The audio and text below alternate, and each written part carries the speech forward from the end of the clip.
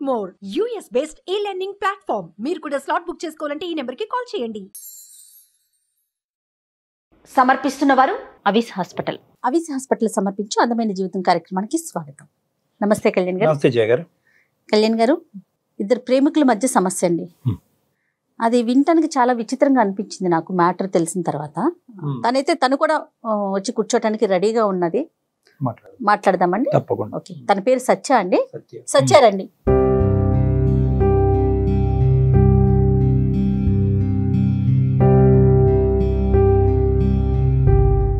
నమస్తే అమ్మా.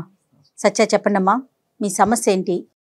మేడం, నేను 1.5 year నుంచి నేను ఒకతన్ని లవ్ చేశాను. లాస్ట్ 1 year నుంచి. ఇప్పుడు మేమిద్దరం కలిసి ఉండటం లేదు. ఎందుకంటే తను నన్ను పెట్టే టార్చర్ భరించలేక నేను వదిలేశాను. అతను చాలా నన్ను ఘోరంగా. అసలు ఎట్లా మీ పరిచయం ఎట్లా అయింది? మా పరిచయం మేడం, మేము జాబ్ కోసం ఇక్కడికి వచ్చాము.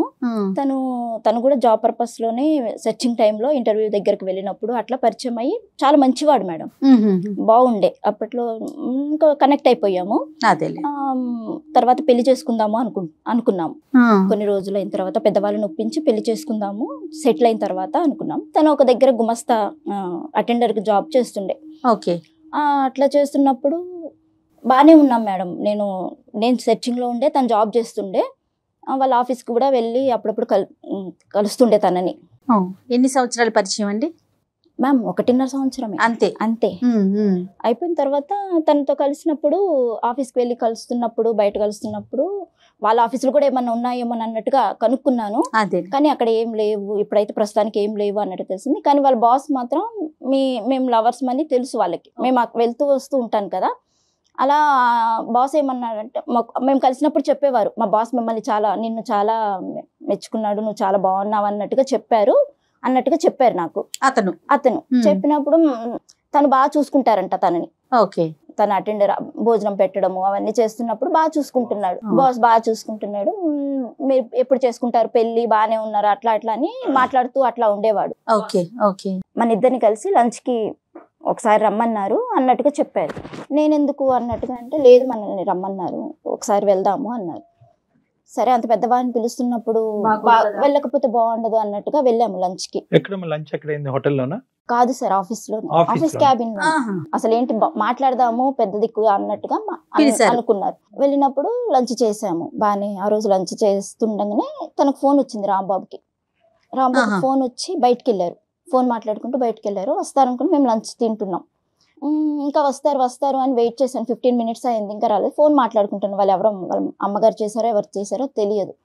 ఇంతలోపల ఈ బాస్ నా దగ్గరకు వచ్చి, తను కూడా వచ్చి పెప్సీ తాగుతున్నట్టుగా నా పైన ఓలకబోసారు. పడితే డ్రెస్ మీద మొత్తం పడిపోయింది. నేను అంత దాకా ఆలోచించలేదు. పెద్ద ఆయన కదా, నేను ఇంకా దాన్ని ఇలా ఆయన తుడుస్తున్నాడు.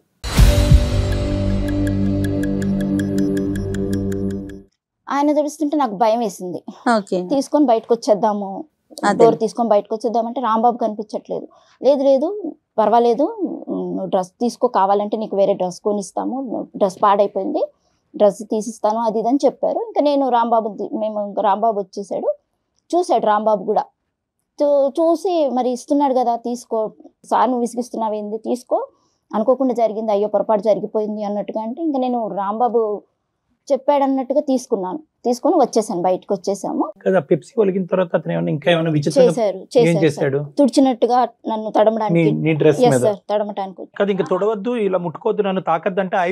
ఆగిపోలేదు సార్.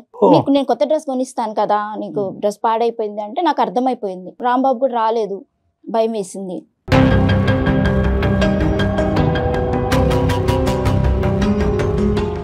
మళ్ళీ ఇంకొకసారి ఏమైందంటే, అది జరిగిన తర్వాత ఒక 15 days తర్వాత మళ్ళీ డిన్నర్కి వెళ్దాము, మా బాస్ మళ్ళీ పిలుస్తున్నారు, డిన్నర్కి వెళ్ళాల్సి వస్తుంది, మనము పండగ అయిపోయింది కదా, మనం వెళ్దాము అన్నట్టుగా అన్నారు. అంటే మళ్ళీ నేను కొంచెం ఆలోచించాను, మళ్ళీ ఎందుకులే అంటే, లేదు నేను ఉంటాను కదా, ఆ రోజు అంటే నాకు కాల్ వచ్చింది, నేను వెళ్ళాను, ఈ రోజు నేను పక్కనే ఉంటాను, నీకేం టెన్షన్ ఏం లేదు, మనం హ్యాపీగా ఉండొచ్చు, మంచిగా ఉంటది మనకు. అదే అక్కడ కూడా షెల్టర్, ఆయన మంచిగా ఆయనకి చేతి కింద మనం ఉంటే మనకి ఏదైనా మంచి జరగచ్చు అన్నట్టుగా నన్ను ఒప్పించారు కదా. అది రాంబాబు అటెండెంట్ అయితే కనుక నీ మీద అతనికి ఇంట్రెస్ట్ ఏంటమ్మా? వాళ్ళ బాస్ కాదు, ఎప్పుడు నీ రాంబాబుని అడగలేదా నువ్వు? అరే నువ్వు నేను బాయ్ ఫ్రెండ్స్, ఎప్పుడు మాట్లాడినా మీ పెళ్లి నేను దగ్గరుండి చేస్తాను, మీ పెళ్లి మీరు చూడటానికి బాగుంటారు, మీరు మీ లైఫ్ సెటిల్ అయిపోతుంది అట్లా చెప్తుంటే తను బాగా వింటున్నారేమో, నిజమే అవుతుండొచ్చేమో అన్నట్టుగా సంఘటనలో నిన్ను చూడాలి అని అనుకోవటం తీసుకొని అప్పటికి నేను రాంబాబుని నమ్మాలా లేకపోతే ఆయన్ని నమ్మాలా, ఈ రెండు విషయాలలో జరిగిన విషయాలలో కొంచెం కన్ఫ్యూజ్ గానే, కొంచెం భయంగానే ఉంది మేడం నాకు. ఫైనల్ గా వెళ్ళావమ్మా? వెళ్ళాను సార్. ఎక్కడికి? అది వాళ్ళ గెస్ట్ హౌస్ కి గెస్ట్ హౌస్ కి.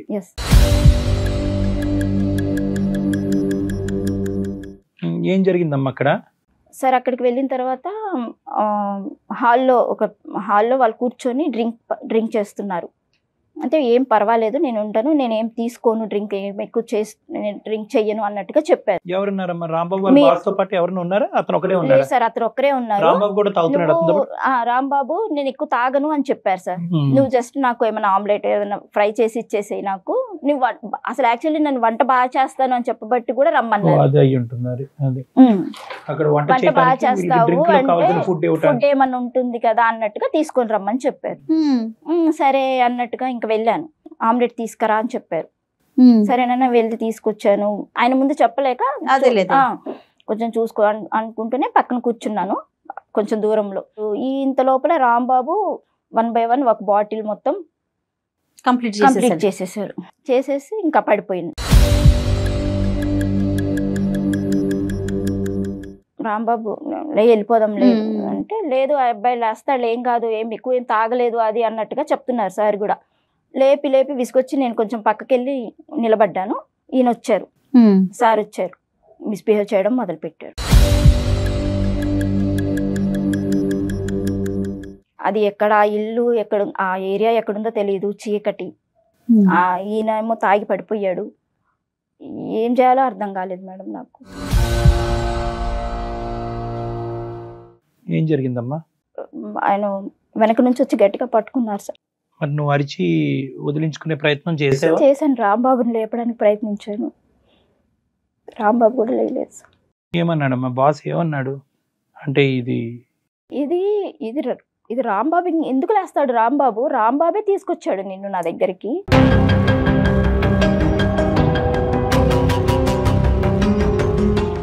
నాకు ఒక పక్క రాంబాబు ఇలా చేశాడు అన్న విషయానికి నాకు అసలు నేను నమ్మలేకపోయాను. ఏమో రాంబాబు కూడా తెలియక తీసుకొచ్చాడేమో, వంట చేయడానికి తీసుకొచ్చాడేమో. ఇతనేమన్నాడు? లేదు సార్, ఇతను ఏం చెప్తున్నాడంటే, నేను ఎప్పుడు నువ్వంటే నాకు చాలా ఇష్టము, నేను ఎప్పుడు రాంబాబు తోటి నిన్ను రప్పించడానికి నేను ఈ ప్లాన్ వేశాను.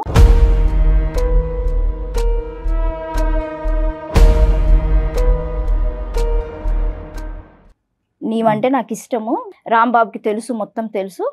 ప్లాన్ అంటూ ఏమీ లేదు ఇక్కడ. రాంబాబుకి చెప్పాడు, రాంబాబుని నా దగ్గర తీసుకురమ్మన్నాడు కాబట్టి రాంబాబు ఒప్పుకుని నీ దగ్గర తీసుకొచ్చాడు. అంతే. గర్ల్ ఫ్రెండ్ ని తీసుకొచ్చాడు. ఇది ఇప్పుడు ప్లాన్ కాదు, ఎప్పటి నుంచో ప్లాన్. వాళ్ళు ఎప్పటి నుంచో ప్లాన్. బహుశా ఆఫీస్ రూమ్ లోనే ఆ లంచ్ టైం అప్పుడే జరిగేది, అక్కడ మిస్ అయింది, ఇక్కడ కనెక్ట్ అయింది, అంతే కదా. నన్ను నమ్మించింది రాంబాబు సార్, నన్ను నమ్మించి తీసుకెళ్ళింది రాంబాబు. నేను నమ్మాను సార్ రాంబాబుని.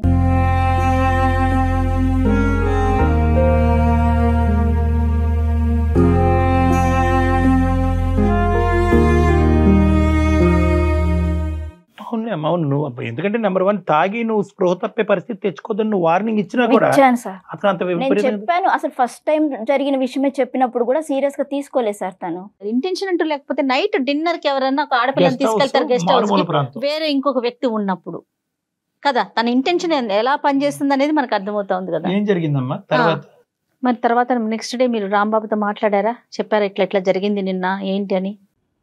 నేను వెళ్ళిపోయాను మేడం ఇంటికి. ఇంకా అక్కడ ఆ రోజుతో వెళ్ళిపోయారా? వెళ్ళిపోయాను మేడం. వెళ్ళిపోయిన తర్వాత నాకు ఒక వీడియో వచ్చింది మేడం, ఫోన్ కి ఒక వీడియో వచ్చింది. తెల్లారంగా అయిపోగానే ఒక వీడియో వచ్చింది. వీడియోలో మొత్తం అక్కడ జరిగిందంతా నాకు వీడియో వచ్చింది మేడం.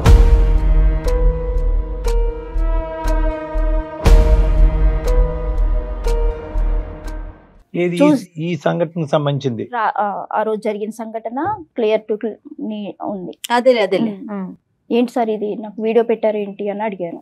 ఏంటి ఎక్కడి నుంచి వచ్చింది వీడియో అని అడిగాను. అడిగితే రాంబాబే తీశాడు అంటే, రాంబాబు తాగి పడిపోయి ఉన్నాడు కదా, రాంబాబు ఎలా తీశాడు అంటే రాంబాబు తీశాడు అంత.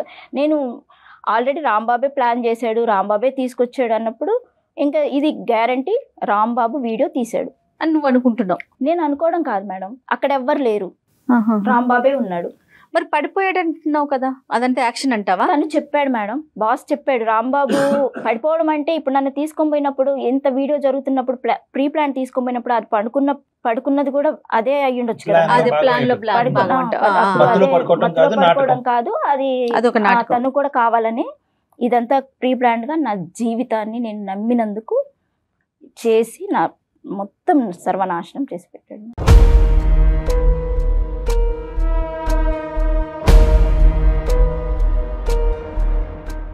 ఇప్పుడు ఆ వీడియో పంపించేయమంటాడు అతను. వీడియో వచ్చింది, రాంబాబు తీశాడు, నేను నీతో మాట్లాడాలి ఒకసారి, ఈ రాంబాబు విషయం నీతో మాట్లాడాలి, ఈ రాంబాబు ఎలాంటి వాడో నీకు తెలియాలి అని చెప్పారు మేడం. అంటే ఆల్రెడీ నేను రాంబాబు చేయబట్టే కదా నా జీవితం ఇట్లా అయిపోయింది.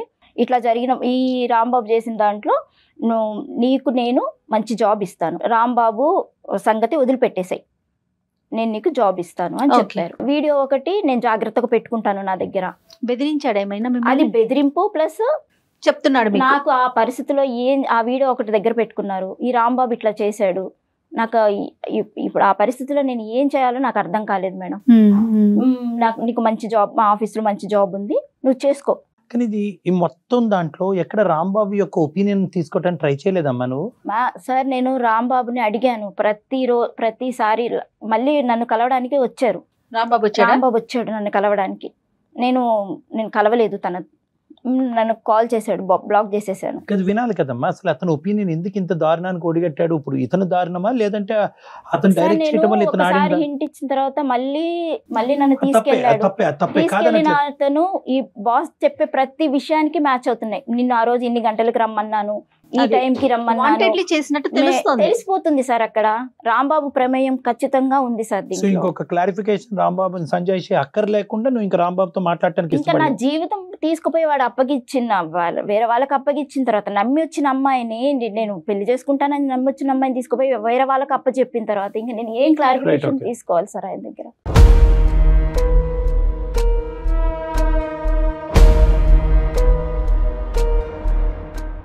ఇతను ఎవరు? ఇప్పుడు ఏంటి ఇతని ఉద్దేశం ఏంటి? నీకెందుకు ఉద్యోగం ఇస్తున్నాడు? పెళ్లి చేసుకుంటాను అంటున్నాడా? మరి అతనికి పెళ్ళైంది, పిల్లలు ఉన్నారు అనుకుంటున్నాను మ్యామ్. నాకైతే ఎప్పుడు నేనేం అడగలేదు. కాకపోతే నాకు కావాల్సింది ఏంటి, అప్పుడు వెంటనే నేను జాబ్ ఇచ్చేయండి అని వెళ్ళలేదు. వెంటనే నాకు జాబ్ వస్తుంది. నేను ఎక్కడ చూసినా ఎక్కడ ఏ జాబ్కి వెళ్ళినా నేను అంతా ఏం చదువుకోలేదు మేడం, ఇంటర్మీడియట్ కూడా సరిగ్గా లేదు. ఎక్కడ పోయినా ఆ 10,000 5,000 వాటితోటే వస్తున్నాయి. ఆ రోజు కూడా డ్రెస్సులు కానీ అప్పటికప్పుడే 5,000 ఇచ్చాడు. ఓకే, మీకు పెళ్లి చేస్తాను, మీకు 50,000 ఇస్తాను, నేను దగ్గరుండి చేస్తాను అని చెప్పారు. మంచిగా అతను బాగా సెటిల్డ్ పర్సన్. అతని దగ్గర కేవలం డబ్బు కోసం అని కూడా కాదు, నా పరిస్థితులు బాగాలేవు, నా రాంబాబు మీద కోపం, ఆ పరిస్థితిలో ఈ రాంబాబు మీద కక్షతోటి కోపంతో నేను అసలు తీసుకొని పెట్టాడు అన్న ఉద్దేశంతో నెల రోజులు నేను డిప్రెషన్లోకి వెళ్ళిపోయాను మేడం. తర్వాత తనే వచ్చి నన్ను తీసుకొని పోయి, ఎవరు బాస్ ఇచ్చారు, తీసుకొని వెళ్ళి నాకు మళ్ళీ నన్ను ఆఫీసులో కూర్చోబెట్టి ఈ పని చేసుకో, ఇట్లా ఉండండి. మంచి శాలరీ ఇచ్చారా మీకు? ఇచ్చారు మేడం, 30,000 దాకా ఇచ్చారు. చేస్తున్నాను నేను ఇప్పటికి కూడా అక్కడే చేస్తున్నాను. స్టిల్ ఇప్పుడు అక్కడే వర్క్ చేస్తున్నాను మ్యామ్. ఓకే, నేను అదే చెప్తున్నాను కదా మ్యామ్, ఇంకా నా జీవితాన్ని నేను చూసుకున్నాను, అయిపోయింది. మళ్ళీ ఆ రాంబాబు మళ్ళీ నెల తర్వాత వచ్చి మళ్ళీ ఆ డబ్బులు ఇవ్వు. ఇప్పుడు నేను అక్కడ తెలిసిపోయింది కదా నేను ఎక్కడ పని చేసేది, అక్కడే రాంబాబుని అప్పుడే తీసేసాడు పనిలో నుంచి.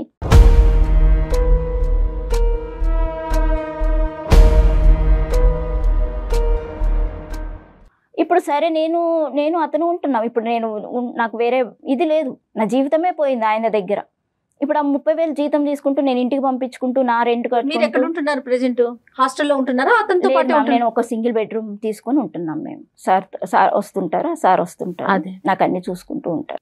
అమ్మా ఏంటమ్మా అన్ని చూసుకోవటం అంటే ఏంటి? ఏమేమి చూసుకుంటాడు అతను? నువ్వు డబ్బులు అనేటప్పటికి డబ్బులకు పడిపోయావు. నీకే డబ్బులు ఇవ్వటం కాకుండా మీ ఇంటికి కూడా డబ్బులు పంపిస్తాడా? సార్ నాకు చదువు లేదు సార్, ఇంటర్మీడియట్ తోటి నేను తిరిగి వేసారిపోయాను. 1.5 సంవత్సరం నేను ఉద్యోగం కోసం చూశాను, వెళ్ళాను. మా ఇంటి వాళ్ళకి ఏంటంటే మా నాన్నగారికి పారాలసిస్ స్ట్రోక్ వచ్చి ఇంట్లోనే ఉంటున్నారు, అక్కడ పరిస్థితులు ఏం బాగలేవు. నేను కంపల్సరీ ఏదన్నా జాబ్ చేసి పంపిస్తానన్న నమ్మకంతో ఇక్కడికి వచ్చాను. ఈ రాంబాబు చేసిన పనికి ఆ సార్ చేసే హెల్ప్ కి నాకు ఆ సారే బెటర్ అనిపించింది ఈయన చేసిన మోసానికి. ఏ విధంగానమ్మా? ఇప్పుడు డబ్బులు ఇవ్వటం వరకు ఓకే, డబ్బులు ఇవ్వటం వరకు ఓకే, రాంబాబుని తప్పించడం వరకు కూడా ఓకే అని అనుకుందాము. ఇతను ఇంకా నీ జీవితంలో ఏ పాత్ర పోషించుకుంటూ వచ్చాడు అనేది నా ప్రశ్న. మేమిద్దరం రిలేషన్ లోనే ఉంటున్నాం. రైట్, అది చెప్పాలి కదా. మీరిద్దరు ఒకటయ్యారు, రాంబాబుని తప్పించారు, ఒకటయ్యారు. అదేంటమ్మా పెన్నం మీద నుంచి పొయ్యిలో పడినట్లేదు ఇది? కాదు సార్, ఎందుకు నాకు విరక్తి పుట్టింది సార్ వీళ్ళ ఈ ప్రేమ మీద, నిజంగా ప్రేమ మీద.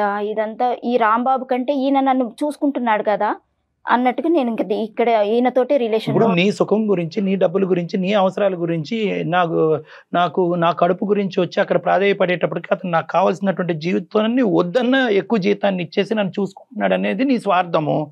రాంబాబుని తీసి పక్కన పెడదాము, ఎందుకంటే రాంబాబు స్వార్థానికి అక్కడ వేరే ఒక ఆడది ఉందిగా, ఒక స్త్రీ భార్య ఉందిగా. వాళ్ళ భార్య పిల్లలకి ఏం లోటు లోటు చేయడమ్మా చాలు, ఇది లోటు చాలు. మీది సీక్రెట్ గా నడిపించేటటువంటి అంశం. వాడు నీకు డబ్బులు ఇస్తున్నాడు అంటే కనుక వాడి శారీరకమైనటువంటి సుఖం గురించి నీ దగ్గరకు వచ్చి నీకు 30,000 ఇస్తున్నాడు. నువ్వు ఉద్యోగం చేయకపోయినా కూడా 30,000 ఇస్తాడు. నువ్వు 3 లక్షలు అడిగితే 3 లక్షలు ఇస్తాడు. ఎందుకు? వాడికి సుఖం కావాలి. నువ్వేంటమ్మా ఆ వల్ల చిక్కుపోతే? రాంబాబు దొంగోడు కాబట్టి ఇంకో దొంగోడి దగ్గర ఉంటానన్నట్టుంది. ఆ రాంబాబు మళ్ళీ లైఫ్ లోకి వచ్చి మళ్ళీ డబ్బులు అడుగుతున్నాడు సార్. మళ్ళీ నువ్వు వీడితో ఉంటున్నావే అన్న ఇది కూడా లేదు, అది ఇష్యూ లేదు. నువ్వు అసలు first of all Rambabu phone కలిపి చెప్తాను, మాట్లాడదాం వాడితో. వాడు ఫోన్ చేయి.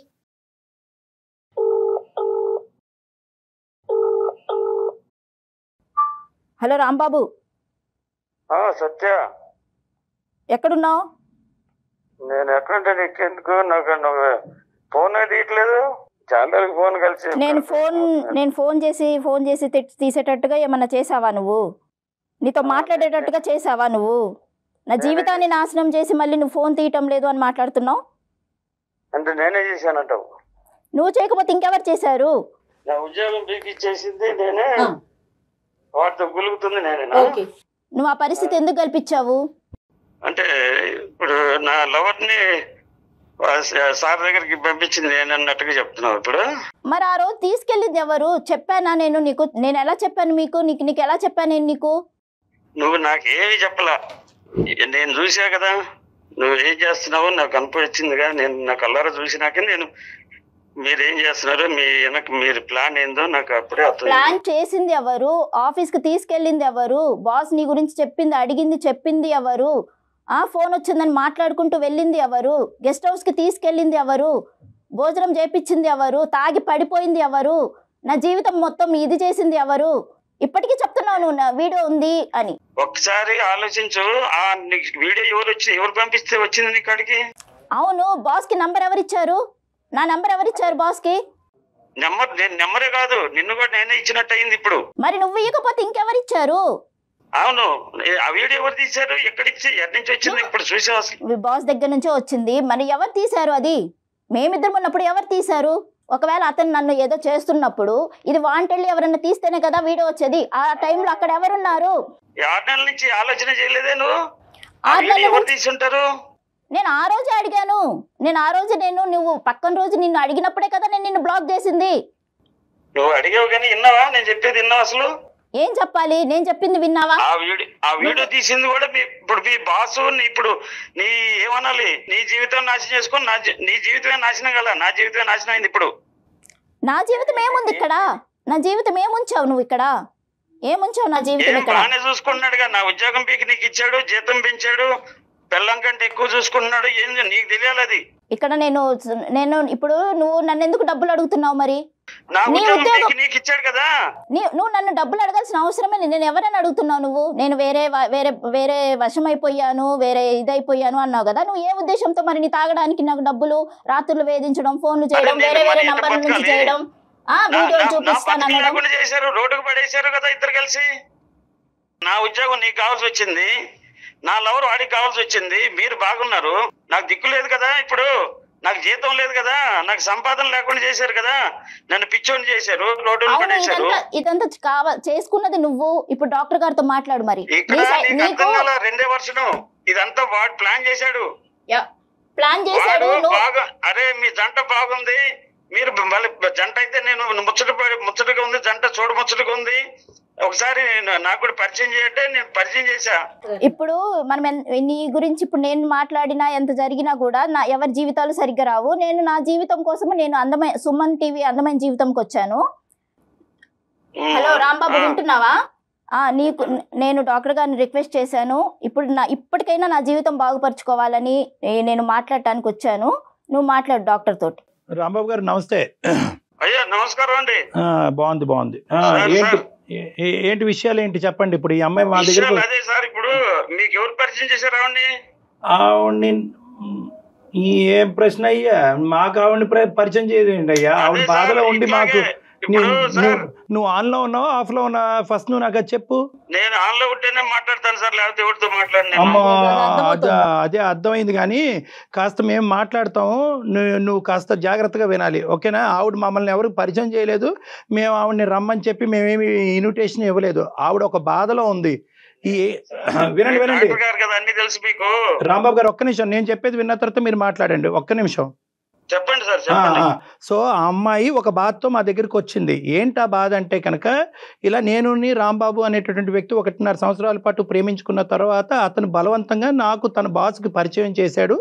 వాళ్ళ బాస్ ఒకనొక సమయంలో నన్ను, వాళ్ళిద్దరు బాగా తాగి రాంబాబు పడిపోయినటువంటి సందర్భంలో వాళ్ళ బాస్ నన్ను వశపరుచుకున్నాడు.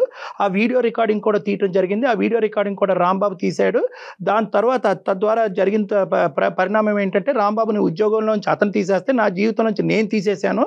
ఫైనల్గా అతను నేను ఇప్పుడు ఒకటయ్యాం. అతను నాకు మంచి జీతం ఇచ్చాడు, అతను నన్ను చూసుకుంటున్నాడు, అతనికి భార్య పిల్లలు ఉన్నా కూడా అప్పుడప్పుడు మా ఇంటికి విజిట్ చేస్తూ ఉంటాడని ఈ అమ్మాయి ఈ స్టోరీ చెప్తుంది మాకు. ఇప్పుడు మీకు అది అయిపోయింది సార్, మీరు చెప్పటం అయిపోయి మీరు చెప్పండి సార్. ఇప్పుడు వాళ్ళిద్దరు ఒకటయ్యారు, నన్ను ఉద్యోగం నుంచి ఆయన తీసేశాడు, ఈయన జీవితం నుంచి ఈయన తీసేసింది. అవును. మరి నాదేం సార్, నా దారి దారి రహదారి అన్ని చెప్తాం, కానీ ఫస్ట్ ఏం జరిగిందో చెప్పండి. మీ బాస్ దగ్గరికి మీరు ఎందుకు 1కి 10 సార్లు ఆ అమ్మాయిని తీసుకెళ్లారు సార్? 1కి 2 సార్లు సార్ అయింది. 2 సార్లుగా ఆయన ముంచాడు, ఇక్కడ దాకా తీసుకొచ్చాడు. ఏం జరిగింది సార్? ఒక్కసారి ఆయన ఏం చెప్పాడు, మీ లవర్ చాలా బాగుందయ్యా, మీ జంట చాలా బాగుంటది, మీరు జంటగా ఉంటే నాకు కూడా సంతోషం, ఒకసారి మిమ్మల్ని నేను బ్లెస్ చేసినట్టుంటది, ఒకసారి కలుద్దాం అన్నాడు. ఒకటే రాంబాబు, ఒకటే సింపుల్. ఇక్కడ ఆ అమ్మాయి ప్రత్యేకంగా అంతకుముందు జరిగినటువంటి సంఘటన వల్ల భయపడింది. తర్వాత నువ్వు అక్కడికి ఆగిపోవలసింది, ఆపలేదు. ఆ అమ్మాయి వద్దు అన్నప్పుడు ఆగిపోవలసింది. సరే, ప్రేమించిన వాడు అబద్ధం ఎందుకు ఆడతాడు? అంతకుముందు క్యారెక్టర్ అద్భుతంగా ఉంది కాబట్టి ఇప్పుడు అదే క్యారెక్టర్ కంటిన్యూ అవుతుందనే నమ్మకంతో నువ్వు నడిచిన దారిలో కూడా అమ్మాయి నడిచి అక్కడి వరకు వచ్చింది. నిన్ను తాగద్దు అని అంది, లేదంటే తాగితే తక్కువ తాగమంది. నువ్వు ఏకంగా తాగి పడిపోయావు. తర్వాత వాడు ఈ అమ్మాయి మీద అఘాయిత్యం చేశాడు. దీనికి ఏమంటారు మీరు? అదే సార్, మీరు తర్వాత పాయింట్ మీరు అడుగుతున్నారు, ఎందుకంటే ఎవరైనా అంతేగా, ఆడవాళ్ళు చెప్పింది వింటారు. ఆడవాళ్ళు మగవాళ్ళు ఏం లేదండి సార్, నా మాట కూడా ఒక మాటేనండి. చెప్పండి. ఇప్పుడు నేను తాగి పడిపోయినంటే అంత తాగుబోతున్నా ఏం కాదు సార్. అప్పుడు నేను మరి ఏం జరిగింది? బాస్ అనేవాడు ఈ కుట్ర చేయకపోతే ఇది జరుగుతుంది సార్. ఏం కుట్ర చేశాడు? అది ఏం కలిపాడు సార్? నేను పడిపోయేంత తాగే తాగుపోతాం కదా అప్పుడు. ఇప్పుడు తాగుతున్నా సార్, తాగితేనే బతికే పరిస్థితి. ఇప్పుడు ఆ కుట్ర వాడు చేయకుండా ఇదంతా జరుగుతుంది సార్, మీరు ఆలోచించండి. చదువు ఎప్పుడైతే కనుక ఒక మగాడు నాతో ఒక ఆఫీస్లోనే తప్పుడుగా ప్రవర్తించడం మొదలు పెట్టాడు, నన్ను అక్కడ తీసుకెళ్లొద్దు అని చెప్పి నీ ప్రేమికురాలు నీతో చెప్పినప్పుడు మీరు అక్కడ ఆగిపోవాలి. అలా ఆగకుండా మీరు ఆ అమ్మాయిని ఒక మారుమూల ప్రాంతంలో ఒక గెస్ట్ హౌస్కి, అది కూడా తాగేటటువంటి పార్టీలోకి, ప్రత్యేకంగా వేరే ఎవరు లేకుండా అతను మీరే ఉండేటటువంటి ఒక సందర్భంలో ఏం జరగచ్చు ఏదైతే ఆ అమ్మాయి ఊహించుకుందో, ఏదైతే ఆ అమ్మాయి భయపడిందో, మొదటిసారి జరిగి దేవుడి దయ వల్ల తప్పించుకుని బయటపడినటువంటి అమ్మాయి రెండోసారి నిన్ను నమ్మి అక్కడికి వద్దు అన్నప్పుడు నువ్వు బలవంతంగా అమ్మాయిని తీసుకెళ్ళటం అనేది నీకు చేసినటువంటి ప్రధానమైన తప్పిదం. తప్పెట్టదు సార్. ఇప్పుడు నాకు ఉద్యోగం ఇచ్చినోడు బాసు, మా బాసు మంచోడు, మా బాసు మంచోడు అని చెప్పి అక్కడ అడ్వాంటేజ్ తీసుకుని నేను ప్రేమించినటువంటి అమ్మాయి గుడ్డిగా నాతో పాటు నడుస్తుందని చెప్పి ఆ అమ్మాయిని ఎక్కడికైతే నడిపించకూడదో అన్ని చోట్లకి నువ్వు నడిపించావు. అంతే. ఇప్పుడు సార్ ఇప్పుడు కలిసి వెళ్తున్నాం సార్, అన్నిటికీ కలిసే ఉంటాం అనుకున్నాం. లేదు, నాకు కావాల్సింది ఏంటంటే వాడు నీకు బాసు, మీ ఆవిడికి కాదు, సారీ నీ గర్ల్ ఫ్రెండ్ కాదు, నీకు బాసు. వాడికి రమ్మంటే కనుక నువ్వు వెళ్ళి గంగలో దుంకు. గెస్ట్ హౌస్ పట్టుకెళ్ళటం ఏంటయ్యా? ఆడపిల్లని గెస్ట్ హౌస్ తీసుకెళ్ళటం ఏంటి? మందు పార్టీలు ఏంటి? అక్కడ ఆమ్లెట్లు చికెన్ ఫ్రైలు ఏంటి? రాంబాబు ఒకటి నేను చెప్తున్నాను, నువ్వు నిజంగా అన్యాయం అయిపోయావా, లేదంటే నీ జీవితం ఒక ఆడపిల్ల ప్రేమించినటువంటి ఆడపిల్ల నీకు దక్కకుండా పోయింది, ఉన్నటువంటి ఉద్యోగం పోయింది, నీ కడుపు మీద వాళ్ళకి తన్నారు, ఇవన్నీ నిజాలే, కాదనట్లేదు. కానీ ఈ కార్యక్రమం అంతా ఎక్కడి నుంచి మొదలైంది? ఆ అమ్మాయి కూడా ఇప్పుడు నిన్ను తిడుతూ నువ్వు చేసినటువంటి తప్పుని వేలెత్తి చూపెడుతూ ఇక్కడ మా ఎదురుగుంటా ఉండేటటువంటి సత్య చేసేటటువంటి పనిని మేము సమర్థించట్లేదు. ఇది జాగ్రత్తగా గుర్తుపెట్టుకోండి. ఇందాక నేను అన్నాను పెన్నం మేంచి సత్య పొయ్యిలో పడిందని అన్నాను. ఇప్పుడు సత్య ఏంటంటే 30,000 ఇక్కడ ఇస్తున్నాడు, అక్కడ ఒక 20,000 ఇంటికి పంపిస్తున్నాడు. కాబట్టి ఏదైతే డబ్బు గురించి ఇన్ని సంవత్సరాల పాటు కొట్టుమిట్లాడానో ఆ డబ్బు నా చేతికి అందేటప్పటికి ఈ అమ్మాయికి కళ్ళు నోరు అన్నీ మూసుకుపోయినాయి. ఈ అమ్మాయికి గుడ్డిగా వాడికి సమర్పయామి అని చెప్పి వాడు అసలు చిక్కుకుపోయింది ఈ అమ్మాయికి తెలియట్లేదు. మీరు చెప్పండి సార్, ఇప్పుడైనా మేమిద్దరం కలిసి ఇంకో చోట జాబ్ చేసుకోలేము సార్. బంత్ అనేది నీ కోర్టులోని లేదు, నీ ఎక్స్ బాస్ కోర్టులో కూడా లేదు. మీ ఇద్దరికి ఒకరికి మించినటువంటి వాళ్ళు దొంగలే మీరిద్దరు. ఆ అమ్మాయి బంత్ అనేది ఆ అమ్మాయి కోర్టులో ఉంది. ఆ అమ్మాయి ఎటువంటి నిర్ణయం తీసుకోవాలంటే ఆ నిర్ణయం తీసుకుంటుంది. ఆ నిర్ణయాన్ని మీరు శిరసా వహించండి. ఆ అమ్మాయిని హెరాస్ చేయకండి దయచేసి. నువ్వు కానీ వాడు కానీ వాళ్ళు తాట తీస్తాం. వీడియోలు ఏవైతే ఉన్నాయో ఆ వీడియోలు ఇమీడియట్గా డిలీట్ చేయండి. డిలీట్ చేయకపోతే మేమే ఇప్పుడు ఈ క్షణంలో సైబర్ క్రైమ్కి వెళ్ళి మిమ్మల్ని ఇద్దరిని అప్ చెప్తాం. ఆ అమ్మాయి మీరు అర్థం చేసుకోవట్లేదు సార్, మీరు నా వైపు నుంచి అర్థం చేసుకోండి సార్. నీ వైపు బాగానే అర్థమైందిలే, కానీ ఇప్పుడు ఆ అమ్మాయి ఏం చెప్తుందో ఒక నిమిషం విను. గుడ్ బై చెప్పమ్మా. ఇంకా ఎవరి జీవితాలు నాశనం చేయొద్దు. తాగి నీ జీవితం నాశనం అయిపోతుంది, నా జీవితం పోయింది. ఇంకా నేనైతే నీతో కలిసేదంటూ ఉండదు, నేను నీతోటి మాట్లాడేదంటూ ఉండదు. నేను నా వీడియోస్ ఎప్పుడైతే డిలీట్ అయిన మరుక్షణం నేను ఇక్కడ ఈ ఊర్లోనే ఉండను, నేను మా ఇంటికి వెళ్ళిపోతాను. కథ అల్లుతూనే ఉంటాడు. కట్ చేయమ్మా, చాలే బాబు, దండం పెడతా నీకు, నువ్వు మందులో ములుగున్నావు. అమ్మ లాస్ట్లో నేను నీతో మాట్లాడవలసినటువంటి అవసరం లేకుండానే అతనితో మాట్లాడినటువంటి తరంలోనే నువ్వు ఒక మంచి నిర్ణయానికి వచ్చావు. మేము నిన్ను అప్రిషియేట్ చేస్తున్నాం. బహుశా ఇదే చాలా మందికి వినవలసినటువంటి నేర్చుకోవాల్సినటువంటి ఒక పాఠం. ఆడపిల్లలు గుడ్డిగా ప్రేమ అనే మత్తులో మునిగిపోయి చెప్పినటువంటి వాడు దారిలో కొట్టుకుపోయి మోసపోయి ఏది చెప్తే అది తలాడించి ఇప్పటికైనా నువ్వు బయటపడ్డావు. నీ కష్టాన్ని నమ్ముకుంటే ఎక్కడన్నా బతకగలవమ్మా. ఆ 4 రూపాయలు ఎక్కడన్నా వస్తాయి జీవితంలో. ఇలా అసహ్యంగా సంపాదించవలసినటువంటి అవసరం లేదు. ఇప్పుడు మాకు అర్థమైంది వాస్తవానికి ఆ బ్లాక్ మెయిలింగ్ అనేటటువంటి ఉచ్చులో పడి నువ్వు ఇంత దానికి ఇది జారిపోయావు అనేది మాకు అర్థం అవుతుంది. ఆ డిలీట్ జరుగుతాయి. అతనితో కూడా మాట్లాడి అతని చెప్పి కూడా డిలీట్ చేపిస్తాం. రైట్, ధైర్యంగా ఉండు. డాక్టర్ గారు చెప్పినట్లు అతనితో మాట్లాడు. రైట్, నమస్తే.